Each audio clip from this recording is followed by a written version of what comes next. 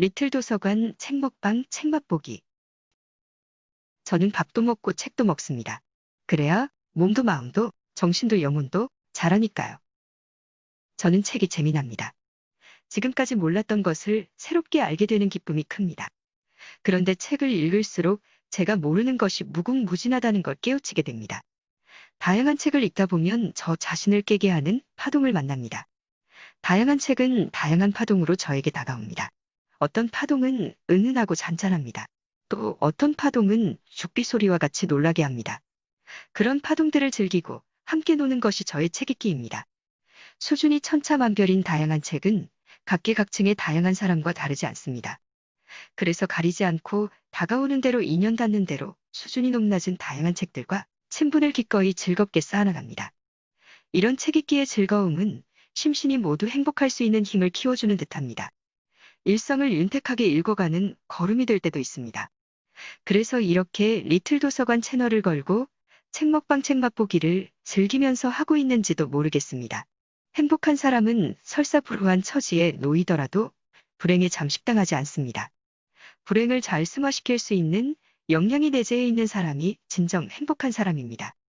저는 다양한 책 읽기가 행복한 사람으로 인도할 수 있는 여백을 지니게 한다고 믿습니다. 단 한 권이나 어떤 분야에 치우친 책 읽기가 아니라면 말입니다. 치우친 책 읽기는 편식과 다름없습니다. 언젠가는 자아 도취나 아집 충만의 병에 걸리게 합니다. 행복한 사람들은 주변 사람들을 행복하게 합니다. 행복한 사람의 주변에는 행복한 사람들로 채워지고 넘칩니다. 결국 한 개인의 행복 파동이 번져나가면 친구에게, 이웃에게, 가족에게 더 나아가 세상의 행복에 기여를 하는 셈이 됩니다. 리틀 도서관 책 먹방 책 맛보기가 행복 파동이 될 수 있기를 감히 소망해 봅니다. 이번에 책 맛보기 할 책의 저자 주변에는 어떤 사람들이 주로 있었을까요? 책을 통해 살펴보니 버지니아 울프, 슈베르트, 프로이트, 프루스트, 롤랑 바르트, 니체, 이방인의 주인공 메르소 등과 같은 사람들이 눈에 띄었습니다. 병약함에도 불구하고 어떤 분야에서 일가견을 이루거나 성취해낸 사람들이 대부분이었습니다. 이처럼 책 읽기에 빠지다 보면 몸을 상하게 할 수 있다는 사실도 꼭 기억해야 할 것 같습니다. 책의 제목은 아침의 피아노입니다. 철학자 김진영의 애도일기라는 부제를 통해 저자가 철학자임을 알려줍니다. 철학자가 암을 대하고 죽음을 맞이하는 모습은 보통 사람과 어떻게 다를까라는 호기심으로 책을 펼쳤습니다. 책 맛보기의 제목은 죽음과 대치하는 암 환자가 된 어느 철학자의 기록으로 정해보았습니다. 책은 얇습니다. 글자의 양도 적습니다. 게다가 빈 공간 투성입니다. 하지만 여러 상념들이 오가며 그 빈 공간을 빼곡하게 채웠습니다. 암을 발견하는 순간 불행에 압도되고 말까? 암에 걸렸는데도 천년덕스럽게 행복할 수 있을까? 암과의 공생공존이 끔찍한 불행을 야기할까? 암과의 친목도모는 행복을 선사해줄까? 등등의 생각들이 읽기 진도를 더디게 했습니다. 책의 글자 수는 턱없이 적지만 해독은 쉽지 않았습니다. 저자는 자본주의 해체에 지적 관심을 두었다고 합니다. 시민의 비판정신 부재가 부당한 권력을 야기한다는 견해도 가졌다고 저자 소개에서 적고 있습니다. 그래서 더 궁금했습니다. 현 자본주의 체제의 병원에서 저자는 암 환자로서 어떻게 현명하게 치료를 받고 임종을 맞이했을까 배울 점 찾기를 기대하며 읽었습니다. 저자의 몸, 정신, 마음의 흐름을 헤아려가며 나름 정독에 애썼습니다. 책은 60대 중반을 넘긴 철학자가 암 환자가 되어 1년 남짓 살다가 결국 선망을 겪고 죽음에 이르게 되는 과정을 담고 있습니다. 저자가 휴대폰에다가 쓴 기록을 바탕으로 책을 만들었다고 했습니다. 책이라고 부를 수 없는 그런 책이었습니다. 읽다가 멈추고 멈추다가 읽기를 반복하다 보니 오랜 시간이 소요되었습니다. 작가 소개 다음에 바로 등장하는 글이 있습니다. 단 2줄입니다. 책 전체를 진두지휘하고자 책 선두에 포진시켰을 것 같습니다. 김진영 선생님은 임종 3일 전 선망이 오기 직전까지 병상에 앉아 메모장에 아침에 피아노의 글들을 쓰셨다. 선망이라는 단어에 한참을 우두커니 머물러야 했습니다. 굳이 선망이라는 단어를 내걸면서 책을 시작하는 의도는 무엇일까? 각자 헤아려보는 것도 의미 있을 듯합니다. 저자가 그토록 지키고자 했던 온화함, 다정함, 부드러움 등의 조용한 감정들과 공격적, 충동적, 비논리적 과다행동 증상을 보이는 선망과는 너무나 어울리지 않습니다. 살아오면서 늘 정갈함을 잃지 않으려고 했으며 자긍심을 가졌다는 저자이기에 그의 선망을 상상하기는 쉽지 않습니다. 그런데도 책은 굳이 철학자의 선망을 노출하면서 시작합니다. 선망의 사전적 의미는 다음과 같습니다. 외계에 대한 의식이 흐리고 착각과 망상을 일으키며 헛소리나 잠꼬대 또는 알아들을 수 없는 말을 하며 몹시 흥분했다가 불안해하기도 하고 비애나 고민에 빠지기도 하면서 마침내 마비를 일으키는 의식장애. 선망에 대해 인터넷 검색을 하다가 심포지움 발표용 짧은 논문 2편을 읽게 되었습니다. 거기서 놀라운 사실을 발견했습니다. 선망은 주로 병원에 입원한 환자들에서 나타난다는 사실이었습니다. 다음은 선망에 대해 아주 간략하게 쉽게 발췌 변형한 내용입니다. 병원에서 임종을 맞이할 수밖에 없는 이상 선망을 피해가기는 쉽지 않아 보입니다. 선망은 날짜, 장소, 사람에 대한 인식장애, 불면, 환각, 환청, 피해망상, 격앙, 의심, 공격적 행동, 충동적 돌발 행동, 산만함, 비논리적 사고, 주의력 저하, 언어력 저하 등의 정신착란 증상을 보이는 것이다. 선망의 원인으로 거론되는 것 중에는 수면진정제, 항불안제, 마약 진통제 등과 같은 약물이 포함되어 있다. 여러 가지 약물들의 상호작용과 남용으로 인해 선망이 야기될 수 있다. 결국 선망은 다양한 약물들을 적시적기에 사용하는 병원 입원 환자에게서 자주 발생될 수밖에 없다. 그렇다면 최선의 치료 원칙은 약물 치료를 하지 않는 것이겠지만 비약물요법은 실제 임상에서 가능하지 않다. 또한 건강보조제나 한약제도 선망 발생의 근거로 작용될 수 있다. 그러므로 특히 환자의 약물 사용에 항상 주의를 기울여야 하며 될 수 있으면 적게 사용하도록 노력해야 한다. 책이 본격적으로 시작되는 부분은 이렇습니다. 아침에 피아노. 베란다에서 먼 곳을 바라보며 피아노 소리를 듣는다. 이와 같은 첫 문장이 그대로 책의 제목이 되었습니다. 이번 책 맛보기에서는 책에 적힌 내용을 바탕으로 암 환자로 살았던 1년 동안의 행적을 간추려 재구성해 봅니다. 저의 어춥지 않은 감상도 간혹 덧붙이기로 하겠습니다. 제가 짐작한 저자의 행적이 정확하게 들어맞지 않을 수도 있다는 사실을 미리 밝힙니다. 간추린 내용도 어색할 수 있습니다. 책 맛보기는 저의 한계로 인해 해석되고 왜곡될 수 있다는 사실을 상기해야 합니다. 책 맛보기는 언제나 책 직접 읽기를 권합니다. 책은 월별로 정리되어 있습니다. 휴대폰 기록인데도 정확한 날짜는 적혀 있지 않습니다. 그래서 간혹 행적을 추적하다가 공경에 빠질 때도 있었습니다.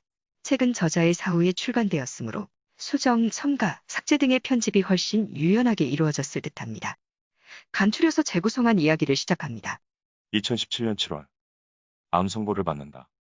아침에 피아노 소리를 들으며 사랑을 다짐한다. 사랑이 면역력이 되어줄 것을 믿는다. 존경했던 사람들의 죽음 시기를 찾아보며 나도 살 만큼 살았다고 수긍한다. 존경하는 사람들이 누구인지는 책에 언급되어 있지 않았습니다. 저자는 저자가 존경한 사람들의 삶과 죽음을 닮아가고 있었던 건 아닐까 싶은 생각도 잠시 들었습니다. 또한 저자가 기록한 면역력이 되어줄지도 모르는 그 사랑은 누구에 대한 무엇에 대한 사랑인지 쉽사리 와닿지 않았습니다. 사랑은 한 단계 더 높아져서 정신이 되어야 한다. 정신으로서의 사랑. 사랑은 정신이고 그럴 때 정신은 행동한다. 철학자가 말하는 사랑을 해독하기가 어렵습니다. 저자가 언급하는 사랑은 책을 읽어나갈수록 더 모호해져 버리고 말았습니다. 무기력하게 마음이 툭툭 꺾이는 나에게 묻는다. 나를 지킬 수 있을까라고. 마음을 다잡아도 본다.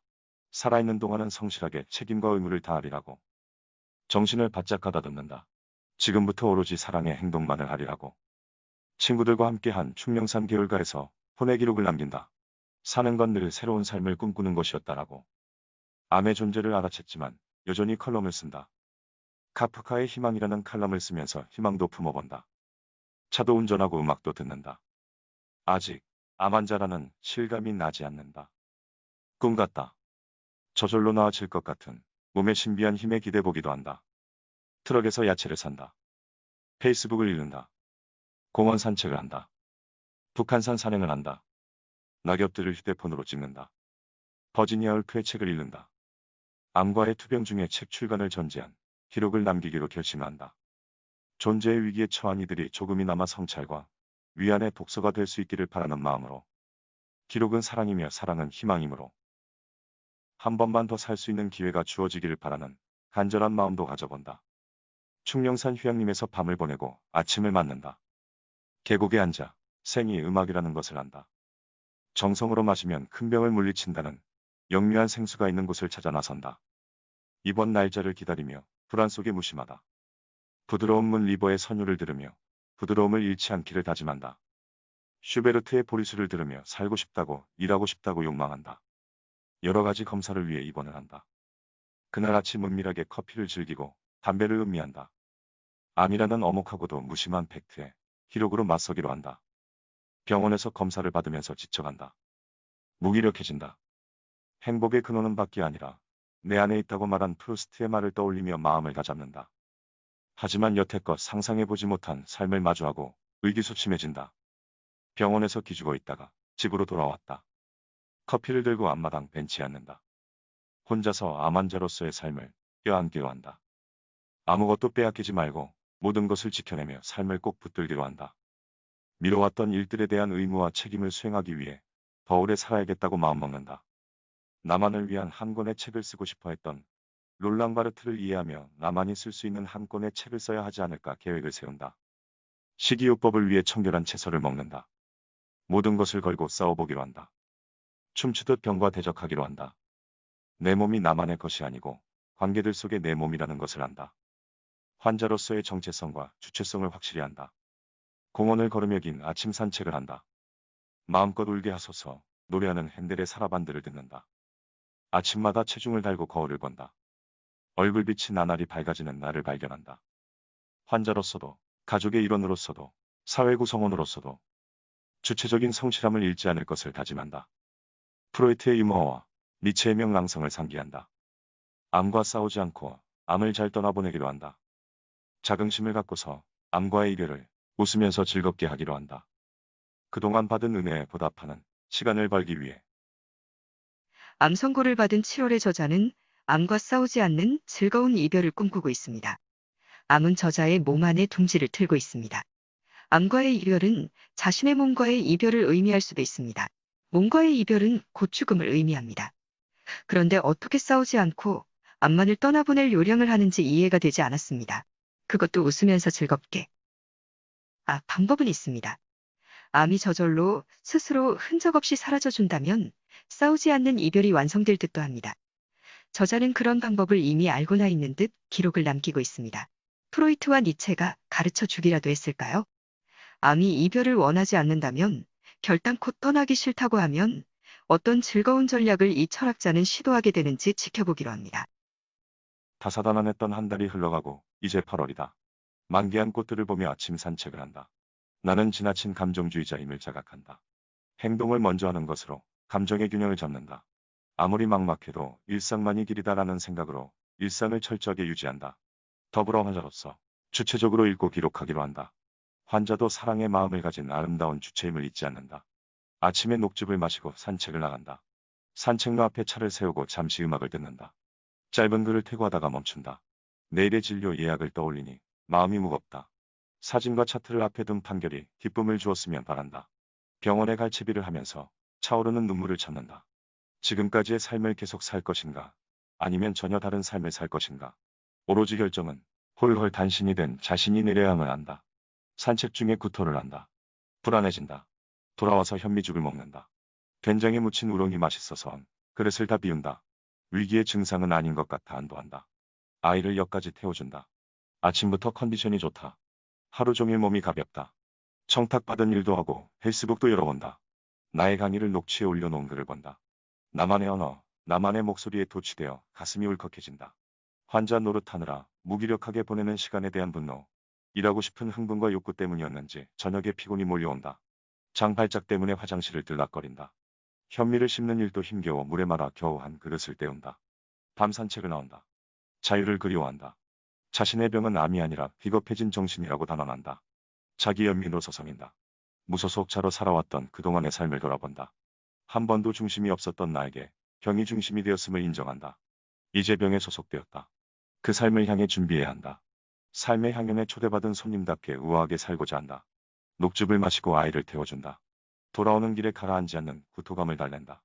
음악을 듣는다. 노래를 따라 부른다. 다가오는 것들 앞에서 의연하기로 한다. 인내와 힘을 키우기로 한다. 예외와 우연을 믿지 않았던 결정주의 습관을 내려놓는다. 힘이 있어야 몸이 살고, 힘이 있어야 정신이 사유하고, 힘이 있어야 마음이 노래한다는 것을 받아들인다. 정신보다도 몸의 힘을 더 우대해주자 몸은 고무적으로 응답한다. 혈액 검사 결과가 놀랍다. 정상으로 나와서 고맙다. 아내와 아들이 기뻐서 흥분한다. 나는 속으로 노래한다. 식이요법에 더 적극적으로 노력할 것을 다진다. 비가 쏟아져도 녹즙을 마시고 산책을 나간다. 따뜻한 다슬기 국물을 마신다. 뱃속의 편안함에서 위안 정도가 아닌 능동적 환대를 느낀다. 몸이 감정을 이끌어가는 주인님을 실감한다. 죽음은 언제 다가올지 아무도 모른다. 안달복달하지 말고 오로지 사랑만이 할 일이라고 여긴다. 방사선 색전술 사전 검사를 마쳤다. 방사선 색전술은 지나친 고가의 치료 방식입니다.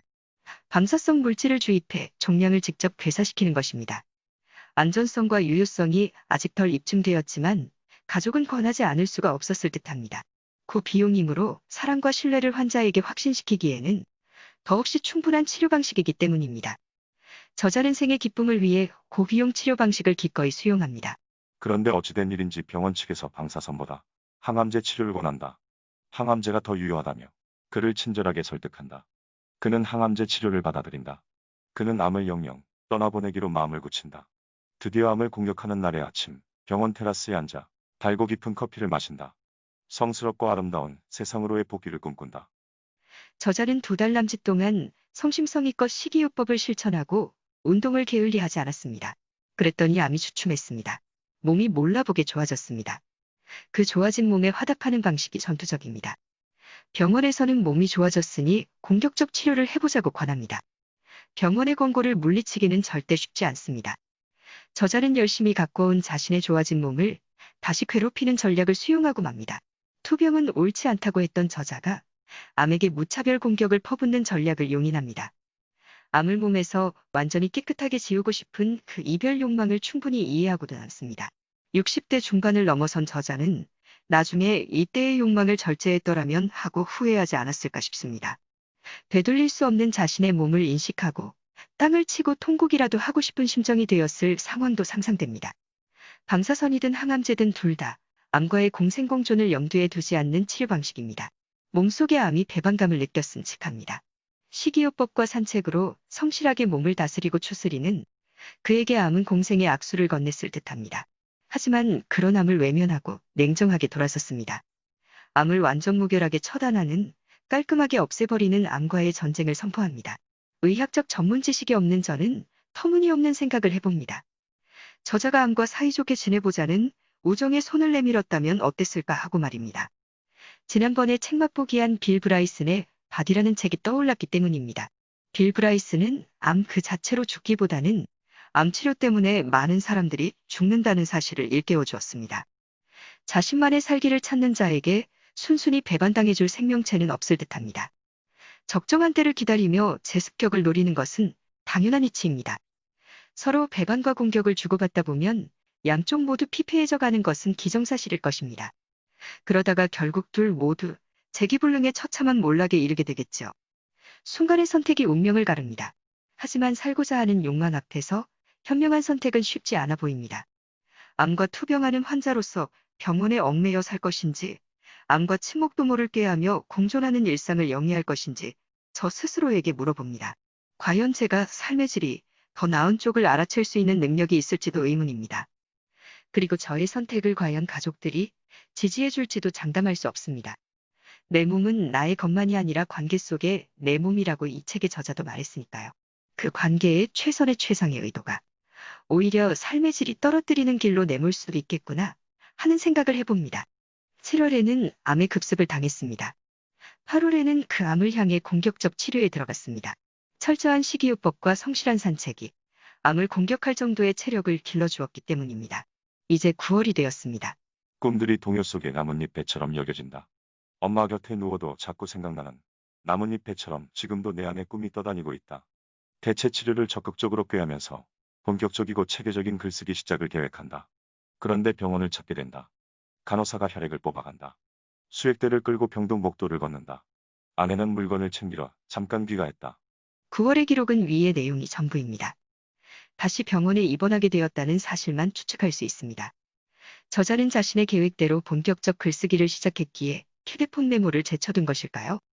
아니면 몸에 전심전력을 기울이느라 휴대폰 메모를 소홀히 했던 것일까요? 책은 아무런 언질도 주지 않습니다. 9월의 단출한 기록에서 수많은 우여곡절과 사건 사고들이 연상됩니다. 10월이다. 다시 병원이다. 사랑을 줄 줄도 받을 줄도 모르는 내가 회수롭다. 남은 시간이 부족함을 알고 괜찮아 괜찮아 하며 나를 꼭 안아준다. 뒷걸음질 치지 말고 상황에 순순히 따르기로 한다. 병은 자연임을 수긍한다. 내 안의 자연과 만나는 새로운 삶을 열어가기로 한다. 오가는 사람들을 바라보며 일상의 소중함을 뼈저리게 느낀다. 어제 퇴원을 하고 오늘 칼럼을 마무리한다. 저자의 약해져가는 모습이 보이는 듯합니다. 비로소 병이 자연임을 받아들입니다. 어쩌면 암과의 공생을 모색하려는 시도를 할 수도 있겠다고 기대했습니다. 암이 자연임을 받아들인다면 암을 훼손하기보다는 암도 살고 자신도 사는 공존의 길을 꿈꿀 수도 있지 않을까 싶었습니다. 그런데 10월의 기록에서 의외의 단어를 발견합니다. 다시 요양원에서 아침을 맞는다. 벤치에 앉아 가을 하늘을 감상한다. 다시라는 단어가 요양원을 들락날락했음을 시사합니다. 병원이 아닌 요양원을 들락거릴 정도면 환자도 가족도 얼마나 힘든 상황에 놓였는지 짐작할 수 있습니다. 11월은 기록이 아예 통째로 사라지고 없습니다. 단 한 줄의 기록도 없습니다. 요양원에서의 몸, 정신, 마음을 전혀 헤아릴 수가 없게 되었습니다. 왜 무엇 때문에 기록이 없는 것일까요? 요양원에서 기록할 처지가 못 되었던 것일까요? 그는 기록을 남겼는데 편집 과정에서 삭제된 것일까요? 요양원에서의 행적은 오리무중이 되고 말았습니다. 12월이다. 검진 결과가 나쁘다. 종양이 신생 핏줄을 만들기 시작했다. 또 색전 시술이 필요하다고 의사는 말한다. 입원 날짜를 잡는다. 잘 웃어서 웃음 항아리 같은 여자 아내의 얼굴이 석고상이 된다. 또 라는 단어에 주목해야 합니다. 또 라는 낱말은 그 전에 이미 색전 시술을 했다는 것을 시사합니다. 저자는 그동안 항암제 화학요법도 하고 방사선 색전 시술도 했다는 것을 기록 속에 남기고 있습니다. 하지만 공격적 치료를 구체적으로 몇 번을 시도했는지는 알 수 없었습니다. 어쨌든 고비용 치료에도 불구하고 암은 되살아나고 말았습니다. 암도 생명체이니 죽을 힘을 다해 살려고 발버둥을 쳤을 것 같습니다. 저자는 자신이 사랑의 주체라는 사실을 수없이 강조했습니다. 그런 철학자가 암과 싸우는 투사로 변하고 말았습니다. 사랑의 주체인 철학자는 암과의 공생을 전혀 고려하지 않았습니다. 사랑의 주체인 인간이지만 삶과 죽음의 갈림길에서는 어느 누구랄 것 없이 실존이 위력을 발휘하게 마련입니다. 사랑을 하면 눈이 먼다는 말이 있습니다. 막다른 실존에 처해도 눈이 멀 듯도 합니다. 안목과 해안, 그리고 통찰은 다치고 맙니다. 저자를 충분히 이해합니다. 가족 역시 힘들었겠지만 당사자인 환자만큼은 아닐 수 있습니다. 12월의 기록들은 다음과 같은 내용으로 마무리됩니다. 불안이 심해진다. 자꾸 놀란다. 쓸데없는 생각을 한다. 스스로의 어리석음에 낙담도 한다. 새벽에 깨어 혼자 중얼거린다. 행복, 기쁨, 평화. 몸이 망가진 속에서 정신이 빛날 수 없음을 실제 경험으로 알게 된다. 몸을 지키는 일이 정신을 지키는 일이고 정신을 지키는 일이 몸을 지키는 일이 확신한다. 끝까지 살려고 하는 이유를 부여한다. 사랑했음에 대한 알리바이를 입증하기 위해서이다. 운명의 한 해가 지고 있다. 2018년 새해가 밝았습니다. 저자의 기록은 계속됩니다. 1월이다. 날이 갈수록 지친다. 그렇지만 아직 힘들이 충분히 남아있다. 그걸 길어내어 모두 써야 한다. 아니면 이 싸움에서 패배한다. 살고 싶다. 기어코 돌파해야 한다. 나 자신이 저질러서 불러온 괴로운 패배는 어리석음의 소치였다. 삶과 죽음의 경계에서 우스꽝스러운 줄타기를 하고 있다. 지금까지의 삶을 이어갈 것인가 아니면 그 삶으로부터 완전히 돌아서서 다른 삶을 살 것인가. 당연히 후자의 선택을 할 수밖에 없다. 남겨진 시간 안에 새로운 삶에 안주할 수 있을지는 미지수다. 이러한 불확실한 말년을 프루스트는 살았다. 그는 침대방에서 그 어느 때보다 바쁘게 살았다. 그의 마지막 책의 필치와 문장이 그것을 대변해준다. 2월이다. 차례도 모임도 방문도 없이 새해 첫날이 지나간다. 장손인 내가 아픈 탓이다. 응급실에 왔다. 사람의 얼굴은 태어날 때와 죽을 때 다 똑같다. 하노버 중앙역이 떠오른다. 그곳은 다른 도시에 가기 위해 지나가야 하는 통과역 혹은 관문이다. 돌아보면 살아온 일들이 꿈만 같아서 모두가 고맙다. 갚아야 할 것들이 너무나 많다. 일상이 그립다. 3월이다. 조용하게 살고 싶다. 외로운 뻐꾸기와 철없는 개구리와 살아가는 다시의 나날이 부럽다. 도래할 죽음을 잊어버리고 살기로 한다. 2주에 한 번 모임을 갖기로 한다. 거기서 유년에 대해 이야기하기로 했다. 프루스트 소설은 추억과 회상의 공간 확장이다. 롤랑 바르트의 애도일기는 무력한 상실감과 우울의 고통이 아니다. 그건 사랑을 잃고 비로소 귀중한 주체가 되었다는 이야기이다. 3월의 151번째 기록은 그대로 옮겨보기로 합니다. 병원 의사의 말을 각자 곱씹어 보기를 바랍니다. 저의 판단과 견해는 유보하기로 합니다. 요즘은 별로 불편한 게 없네요. 라고 나는 말한다. 그게 문제죠. 라고 의사는 말한다. 마음 자체는 불편하게 만들지 않아요. 다만 점점 자라날 뿐이죠. 그러다 종양이 혈관을 막고 장기를 누르게 되면 몸이 불편해지는 거죠. 몸이 편하다고 마음을 놓을 수는 없죠. 오히려 몸이 편할수록 암의 상태를 의심해야죠. 4월이다. 나에게는 특별한 것이 있다. 잠들 때마다 노무현 대통령의 유튜브를 틀어놓느라. 그의 죽음 나에게 무엇일까? 아침에 일어나 TV 드라마를 본다. 25년 전 아우의 49제를 지낸 동명사에 다녀왔다. 4월의 기록에서 마음에 와닿는 명구절을 발견했습니다. 그대로 옮깁니다. 선한 사람이 된다는 것은 온전히 기쁜 사람이 된다는 것이다. 선함이 사랑하는 정신의 상태라면 기쁨은 사랑받는 육체의 상태이기 때문이다. 5월이다. 산책. 하늘은 맑고 바람은 부드럽다.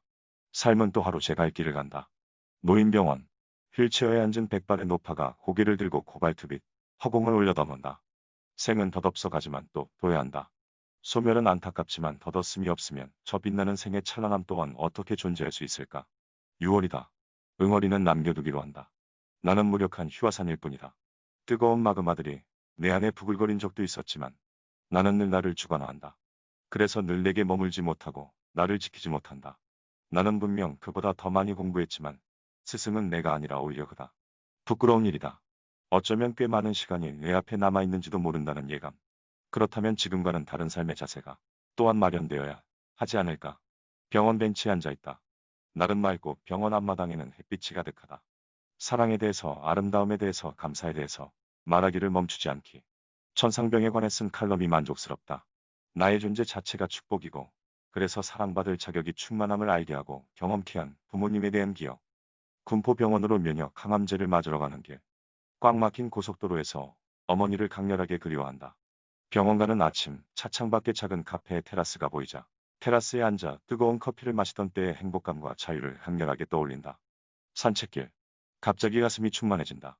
사랑과 아름다움으로. 슬픈 노래도 좋고 즐거운 노래도 좋다. 간절할 때 중얼거리는 말들. 그게 다 기도라는 것을 배운다. 2017년에 암 선고를 받은 저자는 2018년 8월에 죽습니다. 이제 2달가량을 남겨놓은 7월의 기록입니다.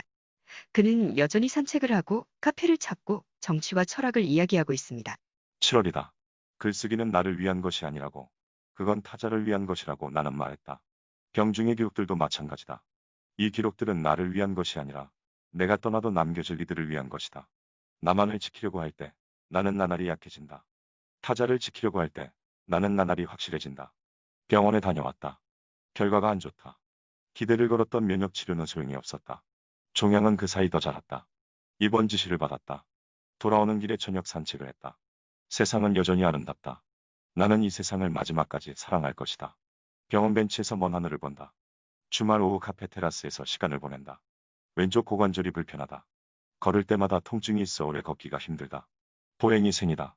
나는 이 보행의 권위와 자존감을 지켜야 한다. 시간은 환자가 아니었을 때와 환자인 지금과 다르다. 그러니까 추상적 관념이 아니라 구체적이고 체험적이고 육체적이고 감각적인 것이다. 시간은 이제 내게 존재 그 자체이다. 우산을 들고 산책을 한다. 누군가 세상을 떠나면 흔히 하늘나라로 갔다고 말한다. 승천은 성자만이 한다. 몸무게를 달아본다. 자꾸 마른다. 자꾸 가벼워진다. 나중에 나는 날아오르게 될까? 지금이 가장 좋은 때다. 바르트는 사랑의 대상을 상실했지만 내게 사랑의 대상들은 생생하게 현존한다. 나는 사랑하기만 하면 된다. 환자의 삶을 산다는 것은 세상과 인생을 너무 열심히 구경한다는 것이다. 정치의 본질은 권력이 아니다. 오늘날 정치는 사랑과 꿈을 배반하고 사랑과 꿈과 그리고 정치가 동의어라는 걸 망각해버렸다. 나는 패배하지 않을 거야. 나는 나를 잘 지켜낼 거야. 아내가 걱정하지 말라고 말하고 그래 걱정하지 않을게라고 대답한다. 나는 메르소처럼 방아쇠를 당길 필요가 없다. 다시 다가온 하루도 힘든 일들이 많으리라. 그러나 오늘 하루를 정중하게 환대하기. 이제 저자가 죽는 마지막 8월의 기록만 남겨놓고 있습니다. 아들이 아침에 연주하는 피아노 소리를 들으며 시작했던 기록이 1년 남짓 이어져 왔습니다. 아침에 피아노로 시작한 기록은 마음 편안하다로 끝날 즈음에 이르렀습니다. 편안하다라는 그 마지막 문장에 이르고서 세상을 떠나기 위해 얼마나 고군분투했는지 느껴집니다. 편안하다를 적는 저자가 떠오릅니다. 아마 그 편안함은 병원에서 투여한 약물 덕분일 수도 있습니다. 고마운 병원입니다. 철학자에게 편안하다를 기록할 수 있도록 절대적으로 기여한 것은 병원일 수 있을 테니까요. 병원에서 사흘간의 선망을 겪은 후 저자는 세상을 하직합니다. 저자는 자신의 선망을 기록하지 못합니다. 기록하지 않은 채 세상을 떠납니다. 8월의 기록은 아주 짤막짤막합니다. 8월이다. 화해. 다투지 않기. 다 좋아요. 라고 간호사가 말한다. 건너가기, 넘어가기, 부드럽게 여유있게. 무엇이 문제인가? 내 마음은 편안하다. 다툼으로 시작한 8월의 기록이 편안함으로 마무리됩니다. 이로써 그의 기록 234편이 모두 끝났습니다. 도무지 책 같지 않은 책이 나오게 된 배경은 책의 말미에 있는 작가의 말에 적혀 있습니다. 이 기록은 오로지 나만을 위해 써진 사적인 글들이다. 이 글은 때문에 책의 저격이 없다. 하지만 위기에 처한 상황 속 개인의 내면은 객관성의 영역과 필연적으로 겹치기도 하는 것이 아닐까. 가장 사적인 기록을 공적인 매개물인 한 권의 책으로 묶어보고 싶은 변명일 수도 있겠다. 하지만 이 책이 나와 비슷하거나 또 다른 방식으로 존재의 위기에 처한 이들에게 조금이나마 성찰과 위안의 독서가 될 수 있다면 그것이 반드시 변명만은 아니리라. 저자는 자신이 겪은 개인적 위기를 세상에 공적으로 드러내 보이고자 했습니다. 자신이 읽어온 철학, 주체성, 죽음 관리가 이 세상의 관계망 속에서 제대로 발휘될 수 없다는 사실을 공표함으로써 우리들에게 무엇을 전달하고 싶었던 것일까요? 기록은 무엇에 맞서고자 했던 것일까요? 기록은 누구에 대한 어떤 사랑을 담고 싶었던 것일까요? 저자의 짧은 글이 얇은 책이 함축하는 바를 다 해독할 수가 없었습니다. 그건 저자가 존경하는 철학자나 저자가 영향받은 학문에 대해 제가 무지한 탓일 겁니다. 저자는 자신의 철학을 견지하며 삶을 당당하게 펼쳐왔던 철학자였습니다. 죽음과 대치한 상황이 되자 방황하고 방랑한 흔적이 생생했습니다. 철학자도 인간일 수밖에 없었습니다. 하지만 저자는 보통 사람과 달리 기록하며 죽어갔습니다. 암과 조우한 철학자 인간의 그 흔적을 세상에 남겼습니다. 21세기 포노사피엔스답게 휴대폰의 간략한 메모를 책 출간으로 입증해 보였습니다. 이 책의 존재 이유는 책을 읽는 제각각의 독자가 만들어내야 할 듯합니다. 이 책의 존재가 불편한 사람도 분명 있을 듯합니다.